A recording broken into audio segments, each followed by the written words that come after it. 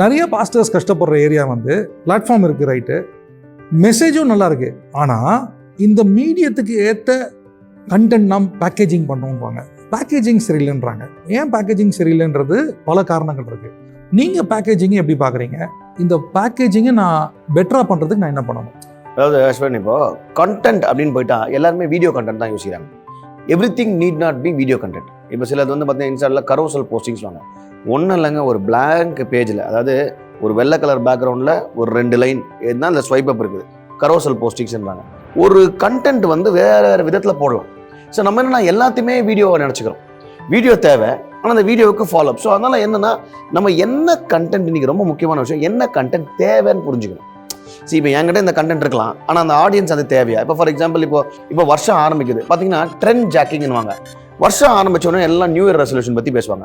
So அப்போ அந்த new year ரெசல்யூஷனுக்கு என்ன கண்டென்ட் நம்ம போட வேண்டியது இருக்கும். இன்னைக்கு மக்கள் கண்டென்ட்ல எதிர்பார்க்கறது என்னன்னா ஆத்தென்டிசிட்டி, ஒரிஜினாலிட்டி, ரியலாக ட்ரூவாக பேசுனா அதுவே ரொம்ப பெரிய கண்டென்ட்டாக இருக்கு. இப்போ நான்லாம் சில நேரத்தில் ரொம்ப செலவு பண்ணி சில வீடியோலாம் எடுத்திருக்கேன்.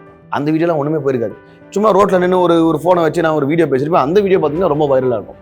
ஸோ ஏன் அந்த வீடியோ வைரல் ஆச்சுன்னு அப்படி நான் ஒரு அனாலிசிஸ் உட்காந்து பண்ணேன்னா, அது மக்களுக்கு தேவைப்பட்ட ஒரு காரியமாக இருக்கும், அவங்களுக்கு கனெக்ட் ஆகிற ஒரு விஷயமா இருக்கும். So content has to connect. Connect ஆகாத கண்டென்ட்டை போட்டால் பிரயோஜனமே இல்லை. And content has to be ரியல்ன்றீங்க. ஸோ இன்னொரு கேள்வி வருது, அப்போ how real can I get? இப்போ நான் பார்த்தீங்கன்னா இந்த ரியாலிட்டிக்கும் ரீலுக்கும் ஒரு டிஃப்ரெண்ட் மீனிங் இருக்குது. இப்போ புல்பிட்டில் பேசும்போது பேசுகிறாங்க, அவங்க கேட்குறாங்க. ஆனால் சோஷியல் மீடியான்றது நீங்கள் பேசுகிறீங்க, அவங்களும் பேசுகிறாங்க. ஸோ இது ஒரு மேஜர் டிஃப்ரென்ஸாக இருக்குது. இதை எப்படி நம்ம ஓவர் கம் பண்ணி, எஸ்பெஷலி பாஸ்டர்ஸ் எப்படி ஓவர் கம் பண்ணுறது? அதாவது இது வந்து பார்த்தீங்கன்னா சோஷியல் மீடியா வரும்போது 1-to-1 ஆகிடுது. இன்னும் பர்சனல் ஆகிடுது, ரொம்ப பர்சனல் ஆகிடுது. இப்போ வந்து பார்த்தீங்கன்னா அந்த ஃபோனை நான் கிட்ட வச்சு பார்க்குறேன்.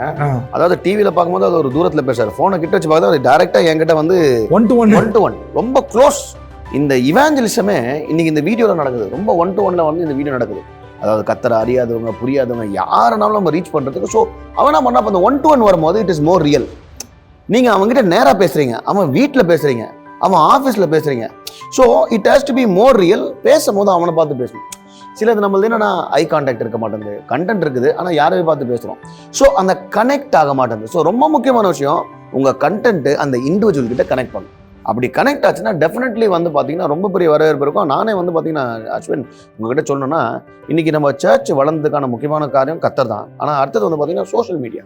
நிறைய பேர் சோஷியல் மீடியாவில் இருக்கு. ஏன்னா எத்தனையோ தடவை கேட்கும், நான் போய் தற்கொலை பண்ணிக்கிற நேரத்தில் உங்கள் வார்த்தையை கேட்டேன், ஸ்டாப் ஆச்சு. வேலை இல்லாத நேரத்தில் உங்கள் வார்த்தையை கேட்டேன். டெய்லி பார்த்தீங்கன்னா அதுக்குன்னு ஒரு ஆடியன்ஸ் கிரியேட் ஆகிட்டாங்க. காலையில் ஏஞ்சி நம்ம வீடியோ பார்த்து தான் அவங்க அடுத்த வேலையை பார்க்குறாங்க. ஏன்னா I speak in to their life. இப்போ நம்ம ப்ராக்டிக்கலாக பேசுறது தான் இஸ் நீடட். ஏன்னா அவங்க என்ன சொல்கிறாங்க, நீங்கள் 1000 விஷயம் பேசினாலும் எனக்கு டெய்லி லைஃபுக்கு எது யூஸ் ஆகும், அந்த காரியத்தை பேசினா from youngster to elder we can reach. அப்போது நான் டெய்லி பேசணும் அப்படின்னு சொன்னால் நிறைய ப்ரிப்பேர் பண்ணுறதுக்கு டைம் எங்கே இருக்குது? அது கொஞ்சம் டைம் எடுத்து தான் ஆகணும். ஆனால் இங்கே சோஷியல் மீடியாக்குன்னு வரும்போது நம்ம வந்து ஷூட்டுக்கான டைம் கம்மி. ரொம்ப முக்கியமான விஷயம், அந்த 1 நிமிஷத்துக்குள்ளே என்ன சொல்ல விரும்புறீங்க. சிலர்லாம் வந்து பார்த்தீங்கன்னா அந்த 1 நிமிஷம் வீடியோல கீழே பைபிளை பார்த்து வசனத்தை படிச்சுருப்பாங்க. அதை 30 செகண்ட் இவங்க வசனம் வாசிக்கிறதுல போய்டும். அவன் நீங்கள் தலையை கீழே கொஞ்சிட்டீங்கன்னா கனெக்ட் லூஸ் ஆகிடுது. ஸோ அந்த 1 minute or 90 seconds or whatever time you're taking, connect ஆகிட்டு அவனுக்கு அன்னைக்கு தேவையான வார்த்தை என்ன, அப்படி if you can take content which connects definitely வந்து பார்த்தீங்கன்னா we will be able to reach a lot of people. So content which connects. அடுத்த பதிவில் பிளாட்ஃபார்ம் பற்றி பேச போகிறோம். எக்ஸாம்பிள் யூடியூப்னா அது எப்படி புரிஞ்சுக்கிறது, இன்ஸ்டாகிராம் எப்படி புரிஞ்சுக்கிறது, இந்த மாதிரி பல விஷயங்கள் பேச போகிறோம். அடுத்த பதிவை தொடர்ந்து பாருங்கள்.